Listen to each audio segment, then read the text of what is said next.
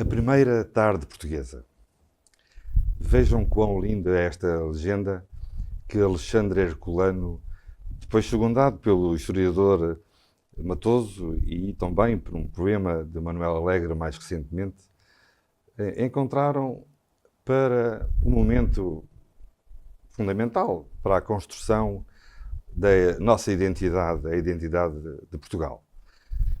Foi em 1128, no dia 24 de junho, por isso escolhemos esta data precisamente para comemorarmos 897 anos depois a Batalha de São Mamede, que opôs o nosso rei fundador, na altura ainda não era rei, Afonso Henriques, mas isso é uma história já a seguir. O que penso dever chamar o vosso cuidado é precisamente para a imagem que está por trás de nós. Esta imagem tem mais de 100 anos, está exposta no Museu da Assembleia da República, é da Cássio Lino e tem uma força enorme que revela o momento em que há duas famílias, ali não há mouros envolvidos. Somos nós e nós. O Afonso Henriques de um lado e, como já sabem da história em geral, a mãe e os seus, apoiantes do outro.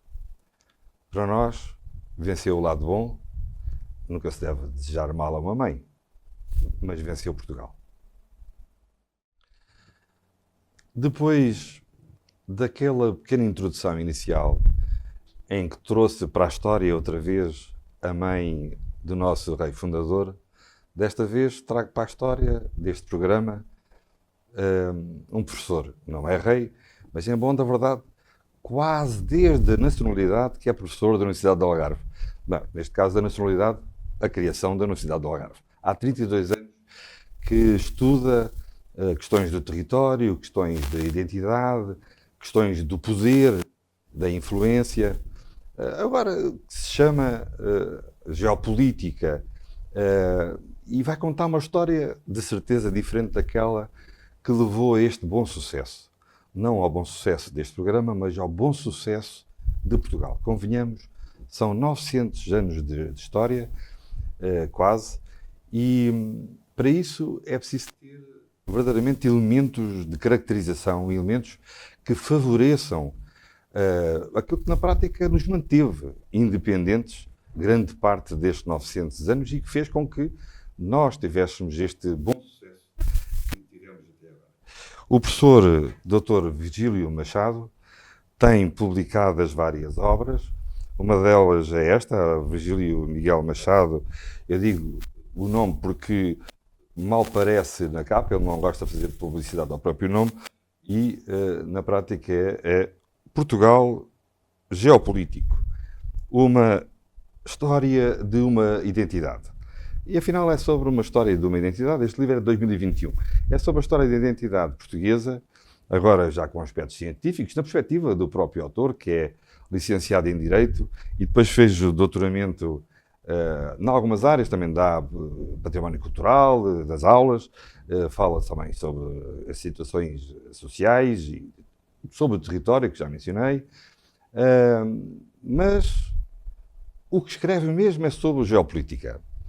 E recentemente, precisamente agora na Feira do Livro em Lisboa, com outros autores, lançou outro livro que ele, professor Virgílio Machado, a que eu agradeço esta conversa, vai agora introduzir e tentar explicar de forma que todos nós que acompanhemos o que é isto da geopolítica e o que é estes fatores que fazem e chamam de todos nós este sentido de pertença desde há tantos séculos como uma das nações, Estado-nação mais antigo do mundo, entre os mais antigos. Professor, muito obrigado pela visita e esta conversa no bom sucesso. Caro Paulo Neves, muito obrigado eu pelo convite, a todos os telespectadores da CMTV Algarve, pois venho aqui pela primeira vez estar convosco, é um prazer, e daí, enfim, a oportunidade deste convite para explicar realmente o Portugal geopolítico e, nomeadamente, a recente obra que foi editada pela Princípia, sobre a égide da Sociedade Histórica da Independência de Portugal, que é o Portugal 900 anos. Eu explico que esta obra, que está aqui para os telespectadores verem, tem um contributo de cerca de 50 autores sobre a égide da Sociedade Histórica da Independência de Portugal, no qual eu me insiro. E 900 anos porquê? Porque o processo de Portugal poderá ter começado mais cedo do que nós pensamos. Muitas vezes atribuímos à Batalha de São Mamede em 1128 esse processo, mas a verdade é que em 1125, em 6 de junho de 1125, dá-se uma data notável, que é a auto-entronização, digamos, de Afonso Henriques como cavaleiro na Catedral de Zamora. E como esse era um costume excepcional e só reservado a pessoas que tinham aspirações, digamos, de suzerania e de alguma, enfim, autonomia, digamos, do ponto de vista político, a Sociedade Histórica entendeu homenagear esse processo e há pouco tempo em Zamora, exatamente neste mês de junho, teve lugar então a comemoração deste acontecimento, com uma série de autores, investigadores que estiveram presentes e que realmente enalteceram então esta data como o início de um processo, daí o Portugal 900 anos, que convido obviamente todos os telespectadores a ver e enfim a ler, porque é de facto uma obra extraordinária, cerca de 50 autores neste primeiro volume, que vai aliás depois ter continuidade, já expressaram em determinados aspectos muita importância sobre o Portugal. O livro é fantástico, fica aqui, principia.pt, é a melhor maneira de o adquirir. Bom, sem prejuízo haver alguma livraria perto de vós.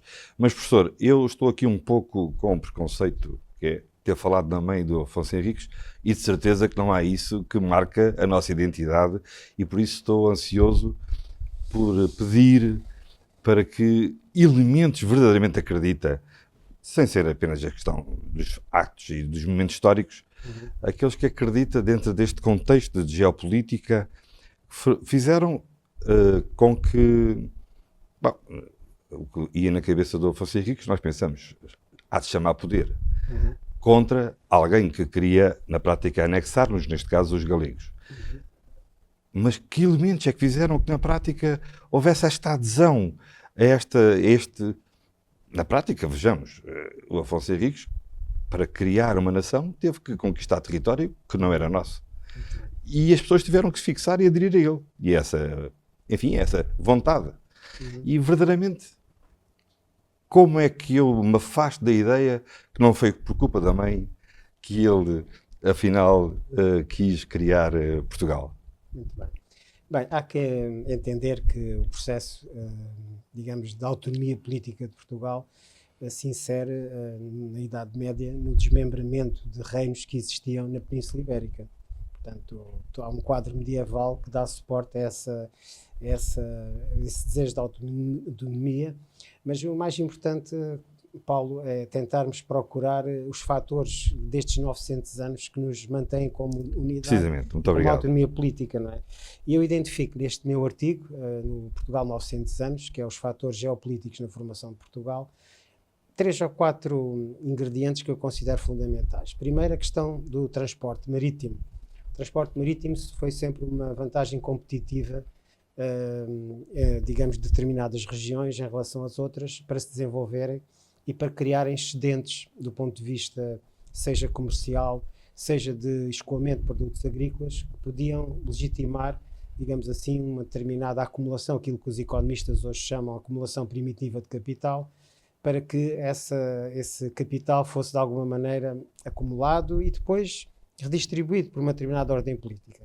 O transporte marítimo deu aso na Europa medieval a todo um conjunto de repúblicas independentes, na Itália, no norte da Europa, sobre a égide das repúblicas da rede hanseática, por exemplo, e que houve muitos desmembramentos provocados pela possibilidade do transporte marítimo ser muito mais barato que o transporte terrestre e possibilitar então essa acumulação de capital.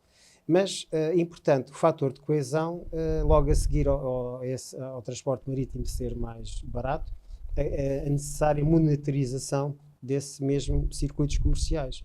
E essa monetarização só poderia ser feita sobre uma égide real, um cunho real que desse consistência, desse unidade, digamos assim, a essa vontade de acumulação desse capital.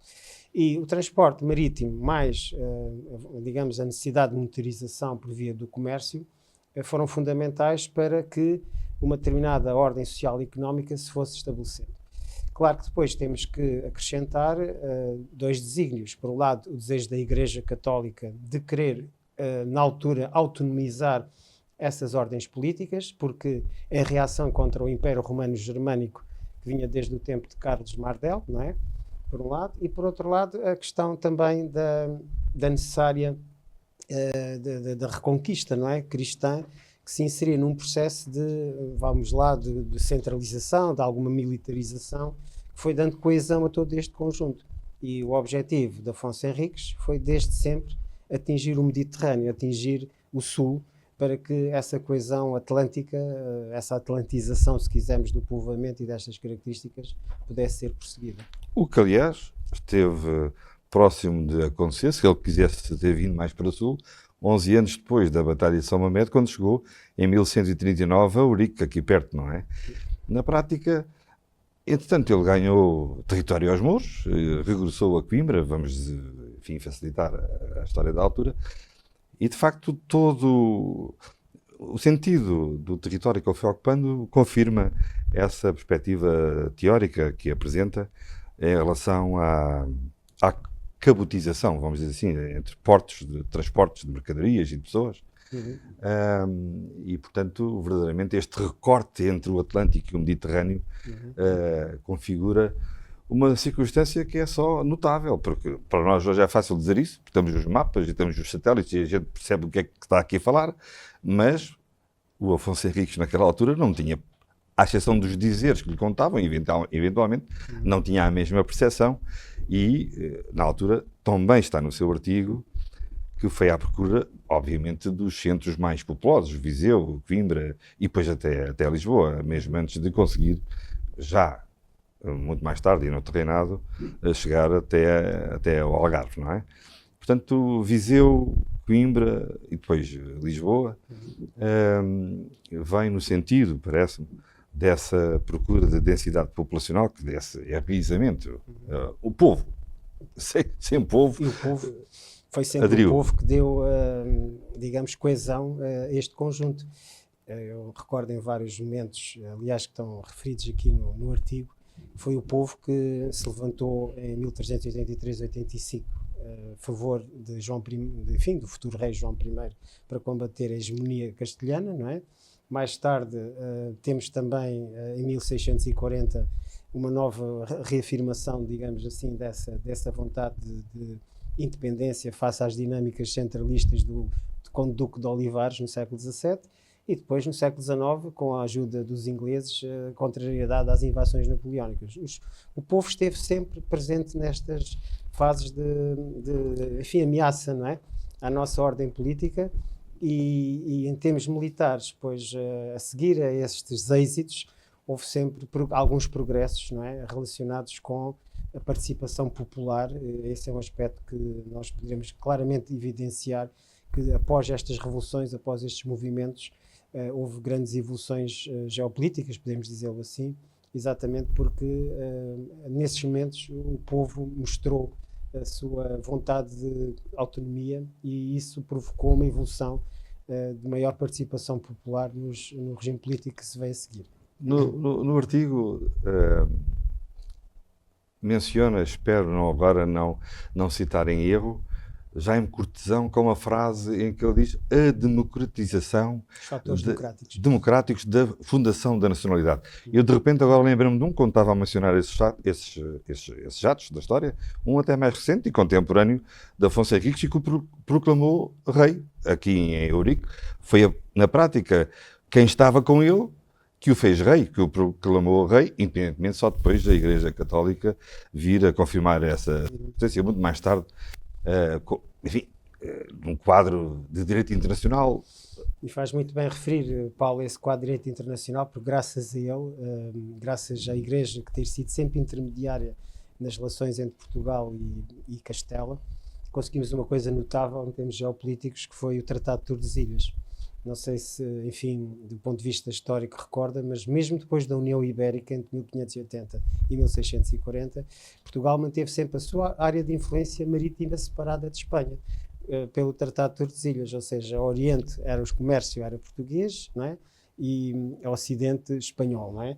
Portanto, daí a história realmente do Brasil ter sido conseguido, por base de uma habilidade diplomática do Tratado de Tordesilhas, em conseguirmos encostar mais de 300 milhas a oeste de Cabo Verde, digamos, em área de influência portuguesa, e graças a isso temos o Brasil, e está connosco, enfim, muitas outras formas de cultura por esse mundo fora com que Portugal efetivamente interagiu, e foi graças à Igreja Católica e a essa intermediação que fez, que nós também devemos um pouco a nossa autonomia política ao longo de todos estes anos. Não é? Agora que falámos no Brasil, e dado que o programa Bom Sucesso e a Connect TV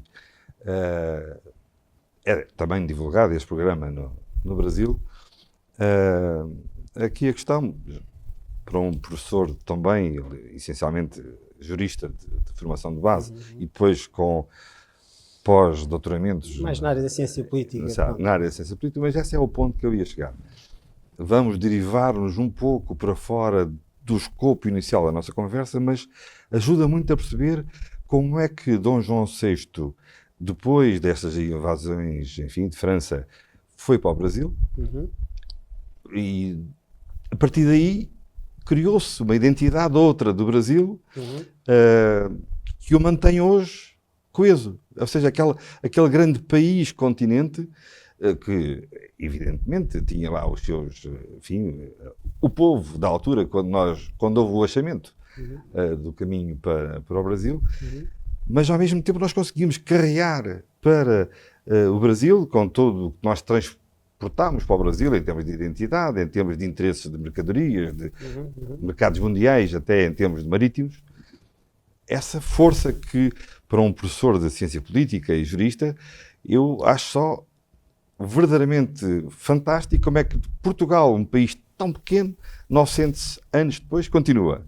E o Brasil, um país tão grande, tão diverso, conseguiu manter-se coeso até hoje, fazendo daí uma grande nação entre as maiores do mundo, em termos continentais, em termos culturais, que orgulha todos, claro, quem fala português. E, portanto, como é que é possível? Verdadeiramente, é outra vez uma questão de geopolítica e de identidade. Exatamente. Imagino. Vamos por partes. Bem, o Brasil realmente só a partir, vamos lá, do século XVII, com as guerras da Restauração, é que nós percebemos, até porque ao Oriente o comércio das especiarias começou a ser ameaçado pelos holandeses e pelos ingleses, nós recentramos um pouco no Brasil essa necessidade, digamos assim, de consolidarmos a nossa visão de império, que é uma visão muito particular. Nós portugueses nunca, enfim, os reis nunca se intitularam imperadores. E a ideia era o reino dos Algarves de além-mar, para além daquilo que era o reino de Portugal, e existia o reino dos Algarves de aquém e de além-mar, que era uma forma diferente de se expressar a figura do império. E nós, quando chegamos enfim, quando nós recentramos a nossa geopolítica no Brasil, no século XVII, vai-se dar um fenómeno extraordinário, que é a descoberta do ouro no Brasil.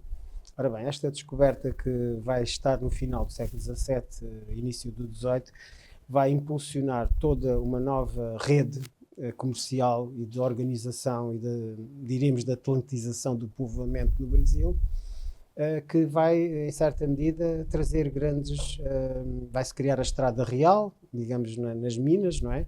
Na zona das Minas, e vamos ter ali a digamos, afirmação de um verdadeiro exército regular português para disciplinar todo esse comércio e toda uma burocracia organizada à volta disso. Eu diria que realmente, aproveitando também os conhecimentos que se começavam a fazer na cartografia, na evolução das ciências contabilísticas, etc., o século XVIII vai ser o século da grande afirmação, digamos, de um controle territorial por parte dos Estados. Cada um fez o seu, e Portugal teve o seu papel no Brasil, graças à questão do ouro, não é? E a partir desse momento há grandes há povoações que são estruturadas e planificadas e, digamos, de uma maneira completamente linear. Porquê? Para permitir mais facilmente o escoamento do ouro, não é? E até preocupações de salubridade e de higiene, etc., na zona, e uma das zonas ricas, estamos a falar de Rio de Janeiro, estamos a falar da zona das minas, não é? Em que realmente a tal estrada real é um marco, digamos, desse tipo de afirmação. E, portanto, Portugal conseguiu, de facto, com os recursos escassos, o que é notável com os recursos escassos, povoamento e enfim, económicos que tinha, conseguiu de facto ali projetar a ideia de uma organização imperial, sem se chamar como tal. E depois, mais tarde, o Brasil herda realmente essa condição e, como sabe, depois da independência do Brasil, é a figura do Império. O Brasil assume claramente essa figura de Império, porque de facto deve-se muito a Portugal ter conseguido construir um Estado tão povoado e com um território extenso, é o maior Estado da América do Sul, e graças de facto a um país tão pequeno como Portugal. Isto só podia-se fazer com uma grande identidade e com uma grande coesão, diríamos hoje, utilizando a linguagem moderna de políticas públicas, para que isto fosse um processo bem sucedido. E depois, obviamente, bem, nós temos aqui, por falar no Algarve, porque estamos no Algarve, não é? O Reino Unido, Portugal, Brasil, Reino Unido, Portugal, Algarves e Brasil, em 1815, que foi a forma ultramarina, digamos assim, inovadora no mundo, de um reino que era intercontinental e que se assumia com essa projeção intercontinental em 1815. Sabemos, pronto, que não foi e que os próprios algarvios, através dos pescadores de Olhão, levaram a boa notícia, é um feito notável da história da navegação de gente comum, dos pescadores, não é? Terem levado a notícia enfim, de que as tropas francesas estavam a abandonar o nosso território e conseguiram levar essa notícia ao Brasil, a Dom João VI, para que, de facto, esta identidade, enfim, ultramarina conseguisse ser vincada neste reino transcontinental que era o Reino Unido, Portugal, Brasil e os Algarves, não é? Portanto, e aí o Dom João VI regressa e, na prática, cria as condições para que o seu filho declare a independência do Brasil uns anos depois.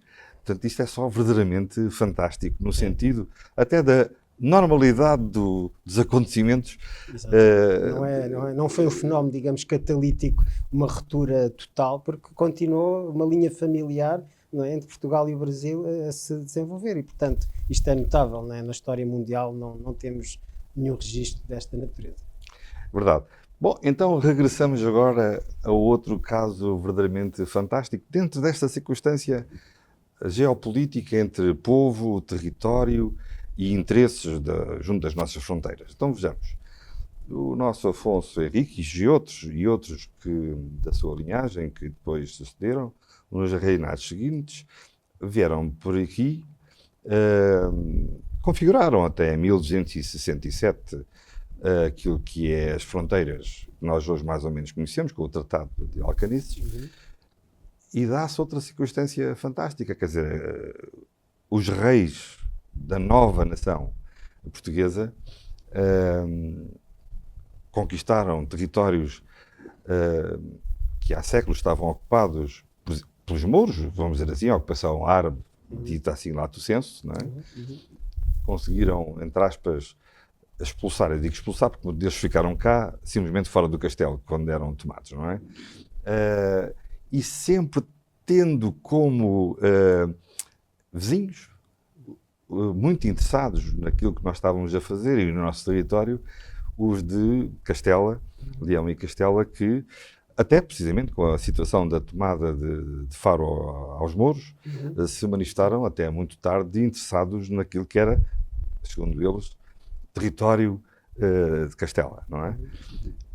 Como é que é possível? Como é que é possível nós, outra vez tão pequenos, voltarmos outra vez a usar uma força que só pode ser da vontade das pessoas e desses elementos que mencionou inicialmente, que escreve no artigo, que tem a ver com o facto de termos o mar de frente para toda a nossa fronteira e os elementos, enfim, de identidade própria e de vontade porque as pessoas de se afirmarem, alternativamente a um Estado maior, que seria, neste caso, agora, que conhecemos como Espanha, não é? Professor, como é que explica aos seus alunos, e no livro que eu já li há 2 anos atrás, este é de 2021, Portugal, Geopolítico, História de uma Identidade, verdadeiramente, neste contexto, e depois com os ingleses interessados nas nossas, enfim, naquilo que nós fomos por aí descobrindo, e os holandeses ocupando esses mercados, e os franceses entrando pelo território dentro, e de vez em quando, com essa circunstância de não termos descendência do rei e haver interesses de Castela sobre a ocupação, e que aconteceu de facto durante algum tempo, como se explica, não é? como é que é explicável este fenómeno? Não é este fenómeno, é a repetição ao longo de 900 anos deste bom sucesso que é Portugal, e nós normalmente não estamos contra ninguém. Muito bem. Fomos por aí até a Ásia. Fomos muito bem. Eu digo, por experiência própria, tive há pouco tempo como turista uma experiência fantástica, que foi em Malaca, em que me orgulhei da identidade portuguesa naquele espaço. Malaca foi, pronto, está situado na Malásia e foi um eixo fundamental do comércio das especiarias para Portugal nessa altura. E o que é que eles fizeram, Paulo? Reconstituíram a nau do Afonso de Albuquerque e fizeram dele um museu, com toda a história de Portugal nesse museu. E quando nós identificámos ao funcionário do museu que éramos portugueses, ele ficou tão satisfeito, bateu no peito, dizendo assim: portugueses, grandes soldados, vocês são muito valentes. E de maneira que nós ficamos só engrandecidos em ver esta afirmação da nossa cultura, da nossa identidade nesses povos, em que nós, de facto, lá éramos bem vistos. Tanto que, é curioso, o centro de Malaca houve um brasão de pedra de armas que foi descoberto, que terá sido arrasado pelos holandeses ou pelos ingleses, provavelmente pelos holandeses, ao descobrir o brasão de armas de Portugal, que foi como uma relíquia para eles. No centro de Malaca, incrustaram no muro principal com a história das cinquinas portuguesas e da Batalha de Ourique e o significado da bandeira nacional. Bem, para nós isto faz-nos, enfim, encher de orgulho, exatamente porque houve da nossa parte sempre uma perspectiva de não, digamos, de uma colonização agressiva, mas sim de uma espécie de justaposição de influências e numa perspectiva sempre procurarmos, enfim, não pela força militar, mas pela afirmação cultural e pela perspectiva comercial, conseguirmos interagir favoravelmente com esses povos. E então o Algarve surge, o reino do Algarve surge como nossa primeira construção de toda esta situação. Porquê? Porque havia que respeitar, vamos lá, as características particulares que o Algarve tinha já no século XIII, que era uma população completamente distinta, não é? Com características mais mouriscas, enfim, e diferentes. E então o que é que se fez?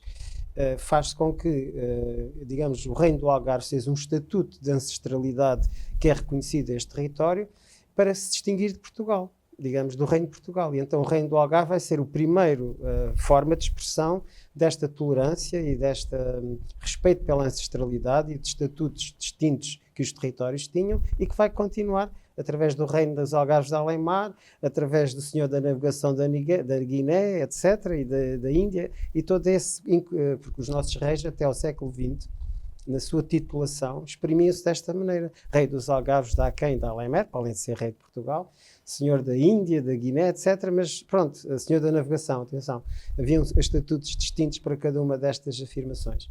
E, portanto, é de facto esta maneira de ser portuguesa, que com esta coesão e sabedoria e, enfim, capacidade de interrelacionamento com o mundo, que nos fez, de facto, ter sucesso.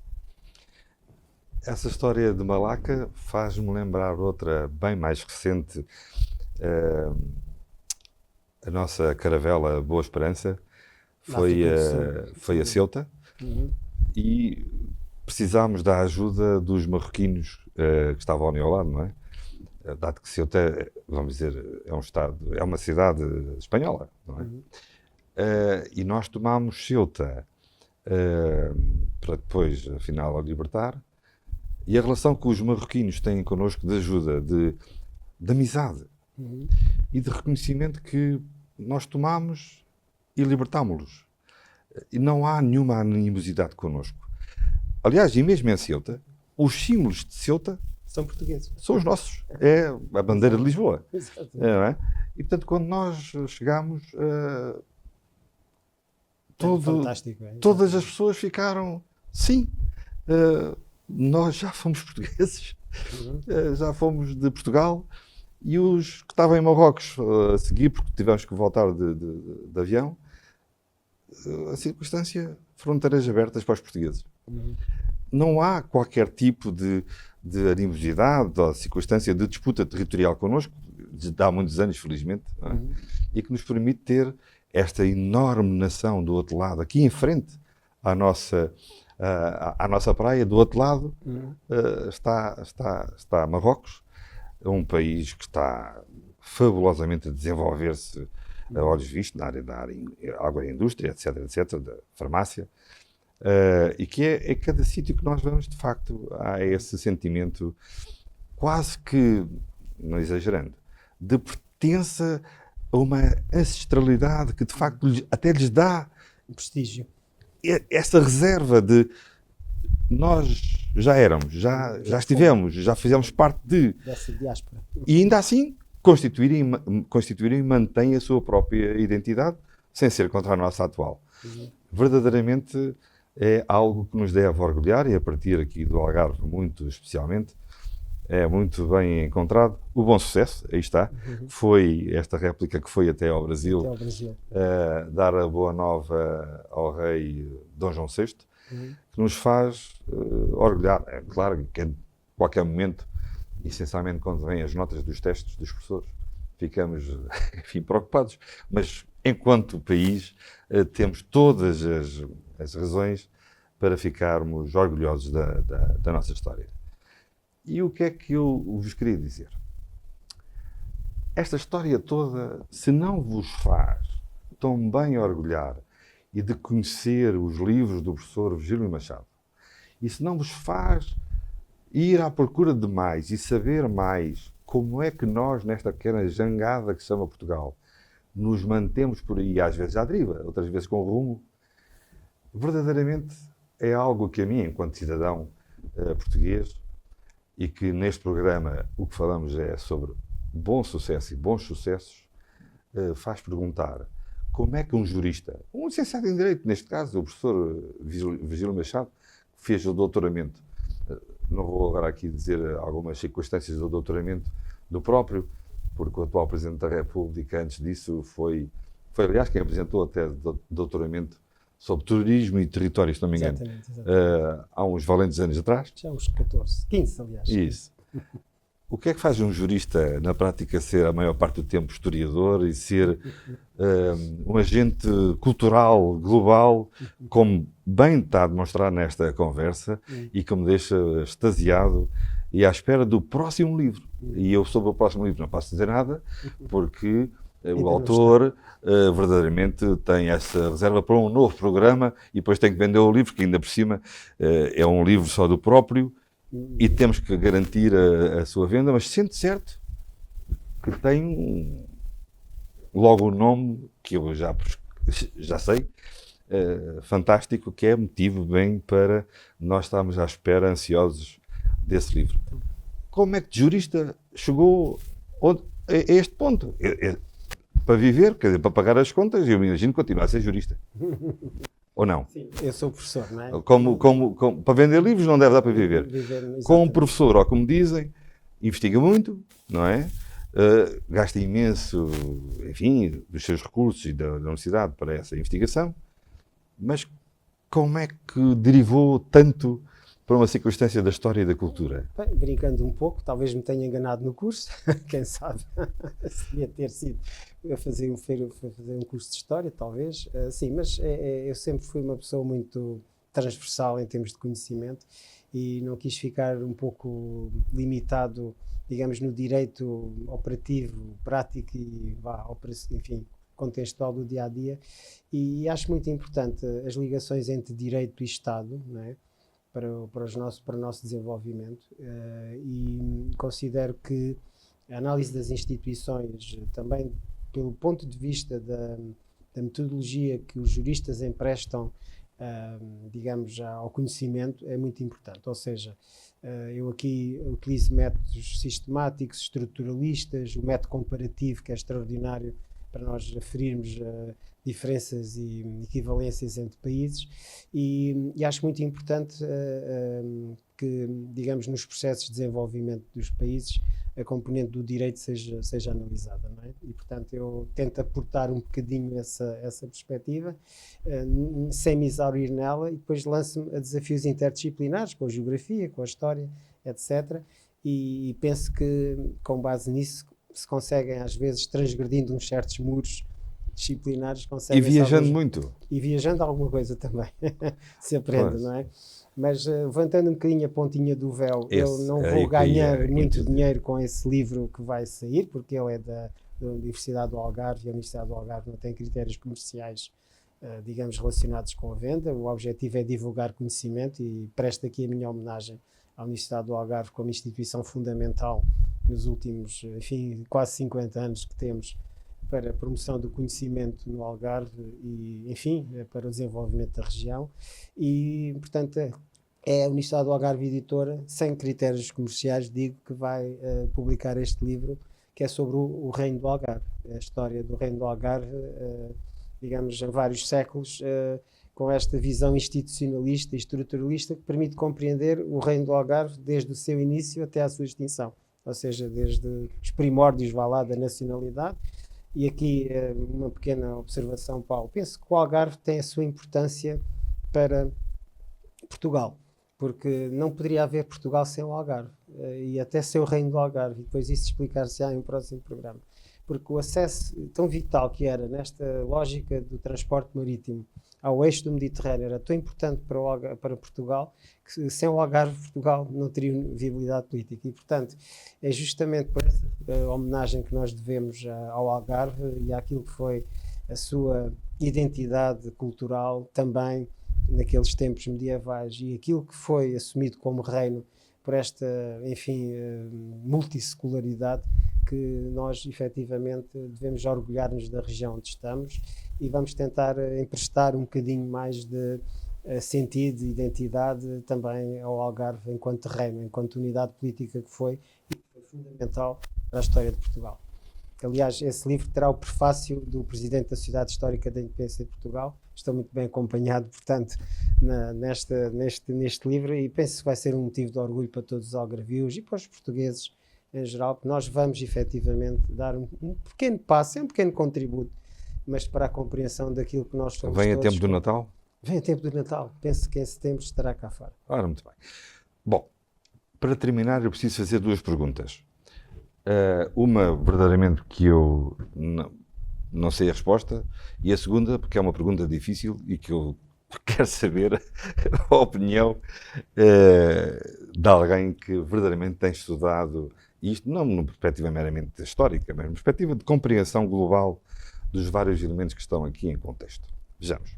Então, o Afonso Henriques veio por aí conquistando território que passou a ser nosso. Mas porquê é que ele, está bem, veio até ao sul, até ao Ourique, vamos dizer, e depois, mais tarde, quem dos seus descendentes até ao Algarve. E porquê é que ficou lá um enclave lá em cima da Galiza? Não seria até melhor, em termos de proteção do próprio reino que vinha por aí abaixo, virar-se e voltar a repetir aquela contenda que teve com o amante da mãe e voltar a tentar conquistar a Galiza? Eu sei que ele tentou, mas talvez os galegos também tenham essa identidade, fizeram com que na prática se manifestassem sempre irredutíveis às nossas tentativas. E eles próprios mais tarde também tentaram entrar-nos por aqui abaixo, vamos dizer assim. Primeira questão, seria mais fácil consolidar a norte. Entretanto, por essa razão que mencionou, viemos para o sul. A segunda questão, e vou aqui de memória chamar a esta conversa Romero Magalhães, O Romero Magalhães, num curso que eu, enfim, participei, num curso livre de verão de História da Universidade do Algarve, diz, agora peço desculpa, não disse como eu vou dizer, mas facilitando, que verdadeiramente nunca houve reino do Algarve. Como é que vai resolver isso antes do Natal para conseguir colocar o seu livro cá fora? Que afinal o título é esse, não é? Bem, primeira questão. Qual foi o nosso fator de coesão que impulsionou, em certa medida, o nosso desenvolvimento? A língua. E à medida que nós vamos para sul, há aqui um rei fundamental em todo este processo, que foi o rei do Tratado de Alcanices, Dom Dinis, que vai autonomizando a língua portuguesa da língua galega. E, portanto, militarmente, a verdade seja dita, o norte, digamos, de Espanha é um terreno difícil de conquistar, por assim dizer. Ou seja, terreno muito rugoso, muito montanhoso e, portanto, há ali uma identidade. Como sabemos, as montanhas forjam identidades específicas. A Suíça, a Noruega, nós temos vários exemplos. E a Galiza é outra dessas entidades. Mas nós, à medida que fomos para o sul, o rei Dom Dinis, digamos, teve a preocupação de começar a autonomizar na escrita o português. E o português passou a ser a língua global que era importante para esse comércio que nós queríamos fazer com o mundo. E a partir daí a separação com a Galiza torna-se inevitável, não é? Porque a língua é um processo de construção do nosso Estado, da nossa nação, e é muito, muito importante. E foi por isso que realmente, apesar de ser tentadora a ideia de uma atlantização total do povoamento, ela é negada pela própria circunstância histórica e geográfica da Península Ibérica, seja uma verdadeira manta de retalhos geográfica. Por isso, ali na nossa vizinha Espanha, temos 15 comunidades autónomas e mais 2 Baleares e Canárias, e, portanto, é uma verdadeira manta de retalhos e que nós, enfim, em certa medida, não acompanhamos. Em certa medida, porque tínhamos o Reino do Algarve. O Reino do Algarve é, à semelhança da Espanha diversa e da Espanha plural, a manifestação do nosso Portugal plural. E, portanto, por muito que custe, a verdade é que o Reino do Algarve existiu. Vou demonstrar institucionalmente as várias figuras jurídicas pelas quais, inclusive, esse reino existiu. E deixe-me dizer, Paulo, que isto, às vezes, os intelectuais, enfim, os cientistas, enfim, precisam, com alguma modéstia, de ser provocados, não é? Porque um dos motivos pelos quais eu escrevi esta obra foi em reação a uma edição que teve um grande sucesso, de um historiador que vive em Inglaterra, que é o Nuno Palma, que na sua obra Das Causas do Atraso Português diz que o Reino do Algarve não tinha interesse nenhum de estudo. Pois nós, como algarvios que somos, não podemos aceitar isso, e a partir daí foi o desafio que foi feito, e vamos verificar que, pelo direito também, o Reino do Algarve foi diferente do Reino de Fico Portugal. muito contente por chamar essa outra obra, que eu tive a oportunidade de ler, essa passagem também. Por isso estou verdadeiramente expectante pela defesa da nossa bandeira, pelo professor Virgílio Machado. E então, nós estamos quase a terminar. Eu queria aqui fazer uma partida ao nosso realizador, ao realizador da Connect TV. Sim, Ehud. 900 anos depois, o Ehud Ricardo, neste caso, passou a estar do lado certo da história, porque uns anitos antes desta circunstância da Batalha de São Mamede, com o qual começámos este programa, havia um outro Ehud nesta história, mas estava do lado contrário, não é? Neste caso, ele já é nosso amigo, nós já podemos vir aqui ao canal dele falar, e somos muito bem tratados, e temos notícias fantásticas para a afirmação do Algarve.